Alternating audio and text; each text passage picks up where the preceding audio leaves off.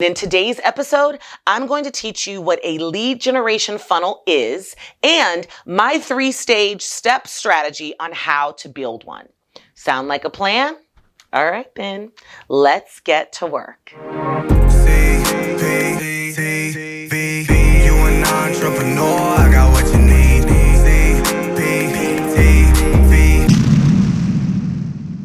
Hey there, my loves. Welcome back to CPTV.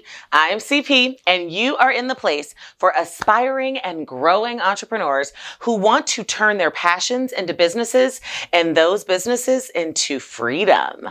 If that sounds good to you, then you are in the right place. So go ahead and subscribe, because every single Tuesday, I am giving you the training on the step-by-step business processes that you can implement immediately into your business journey and life, so that you can get to that level of entrepreneurial freedom that you so deserve and desire. So you heard me. Go ahead, hit that subscribe button and click that bell so that you don't miss any episodes. And of course, if you like it, then show me. Smash that like button and say, "What up, CP?" in the comments below, so I can say, "Hey," right back.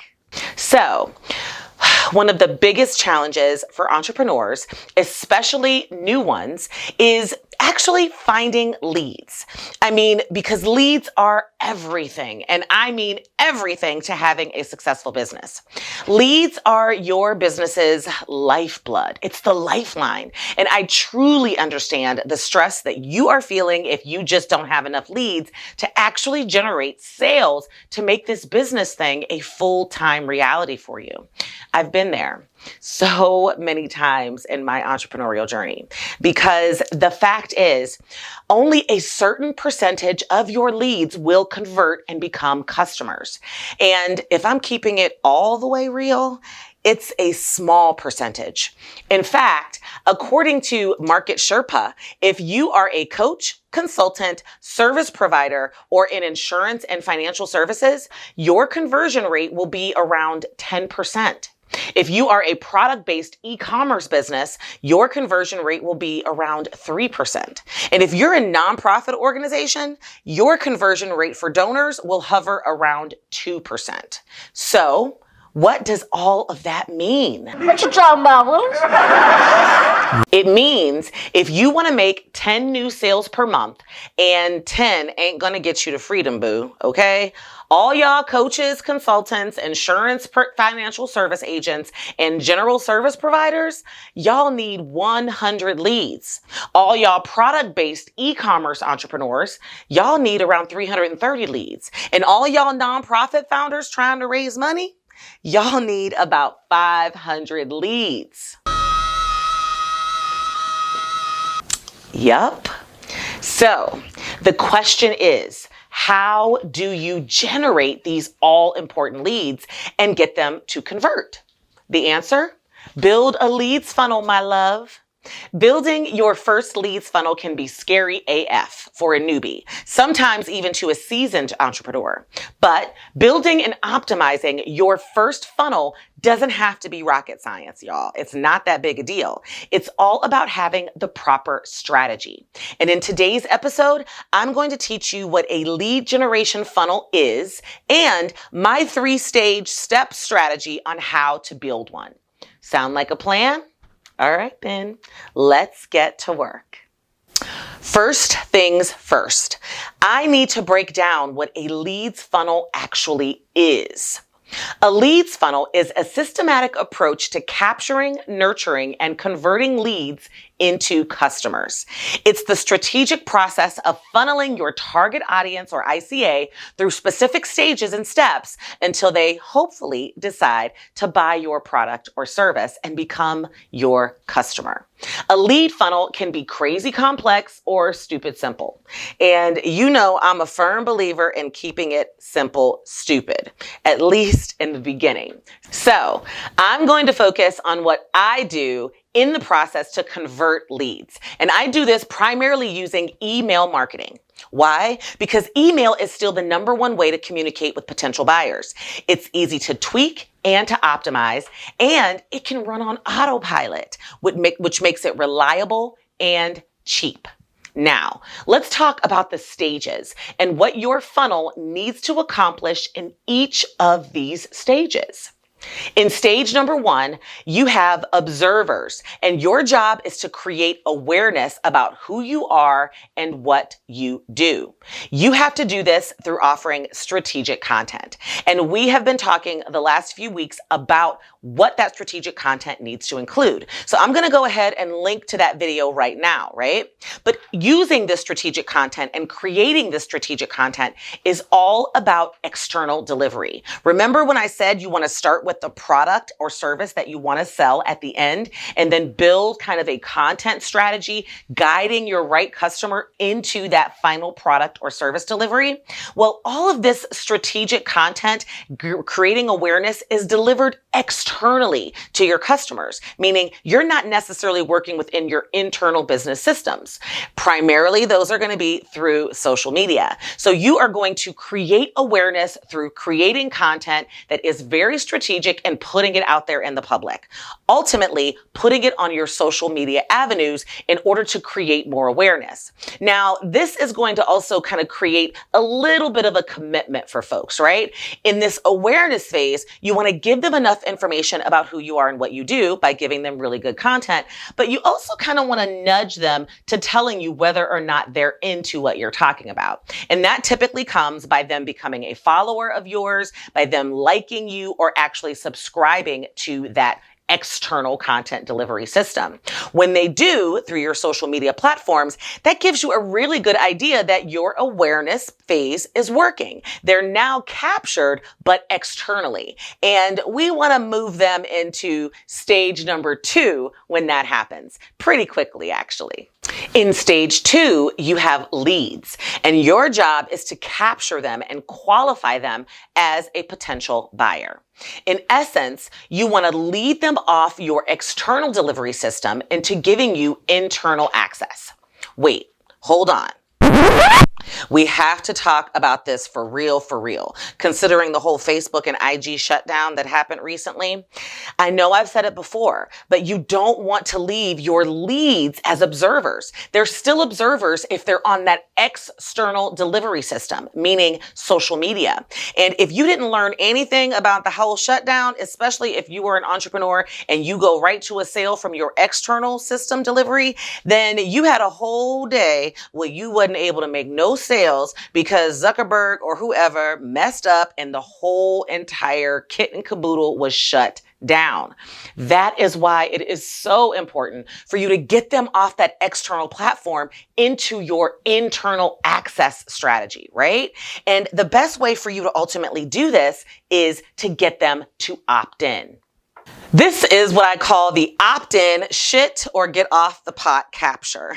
In essence, you are saying, I've got something designed for a very specific person, and if you are that specific person, you can have it. But you have to take action and give me access to you via email to get it. And it must be something good. And that something can really bring value that people will want, because it's not really free. They are paying you for it with their email address. And here's what that actually looked like. Your observer will click a link, which takes them to a landing page with an email capture form, and then to a thank you page. When you do this, you are also qualifying who they are and what they want by what they are opting into. And you have to actually get them to use it. I do this by using an opt-in delivery email sequence. And that's what this looks like. So once someone actually gives me their email and it goes to the thank you page, that thank you page informs them to check their email for their free gift. And again, it's not so free because email addresses are hot commodities. They, in some instances, are even better than cash. So remember, they are paying you. But once they get that message, they go to their email, and that's when whatever it is that they opted in for gets delivered. Now, the delivery of the opt-in isn't the last step. And I have learned this after years and years of trying to figure out why the opt-in person didn't really move forward to get to know me and move into stage 3.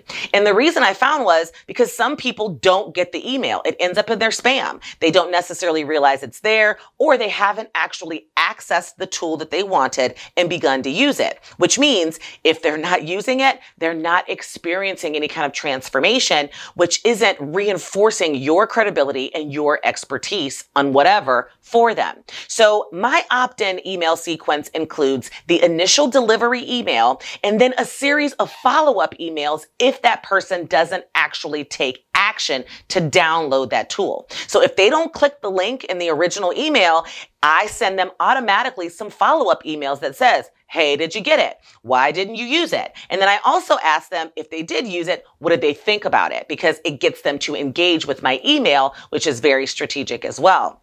So ultimately, you want to make sure that you are taking them into that email opt-in sequence and ensuring that they are using what you're giving them. That's the first step in establishing that expertise and that credibility. And that's going to get them to continue to open the rest of the emails that you're going to give to them in stage 3.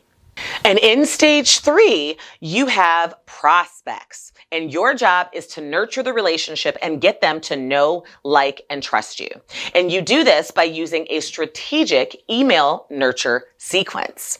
Now, for me, it's the get to know CP sequence. And for me, it's a series of over the course of 4 to 7 days, I deliver to their inbox some videos. And those videos really do help them get to know my story. It describes what we have in common. It tells them that my journey has not been as easy as they may perceive. And it really allows me to connect with them because I've experienced where they are, specifically being an entrepreneur and starting, and I've had trials and tribulations, and it ultimately allows us to connect and for them to ultimately hear who I am and know who I am.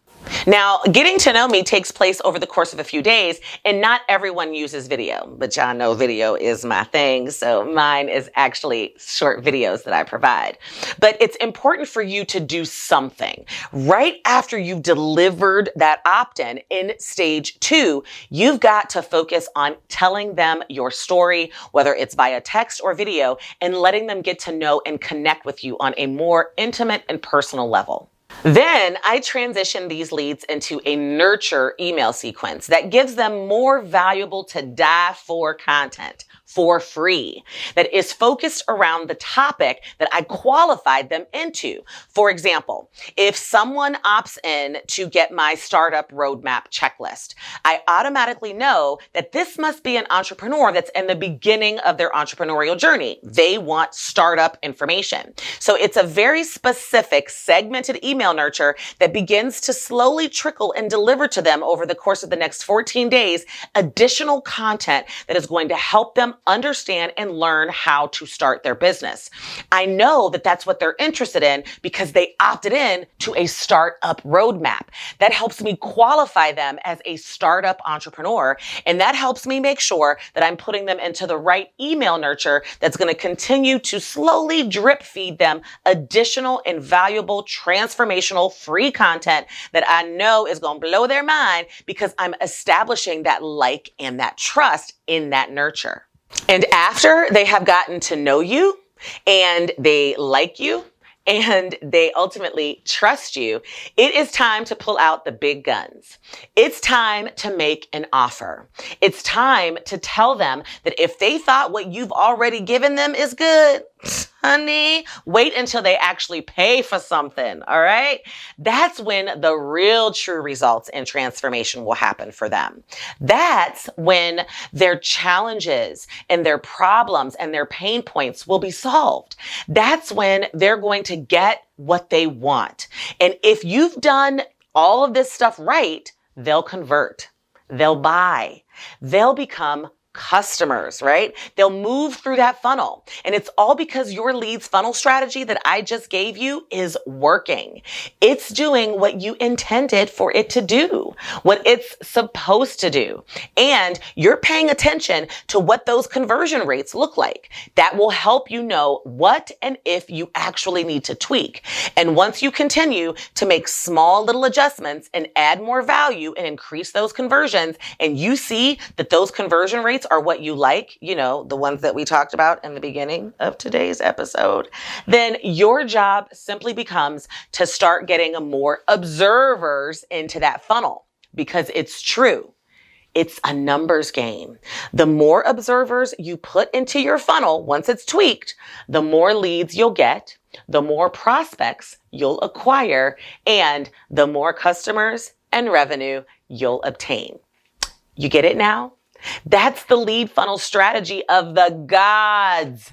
And if you agree, then go ahead and like this video. It don't cost you a damn thing. Make sure that you don't leave without subscribing. Even better, don't be a hater. All right? Don't hate on nobody. Share this with somebody else who needs this lesson in their lives and in their businesses and in their mind. Because not having leads sucks, but you can change it, my love. And you can join me next week again on Tuesday for another amazing episode of CPTV. And until then, my love, have a wonderful, wonderful week. Stay safe. I'll see you soon. Bye-bye.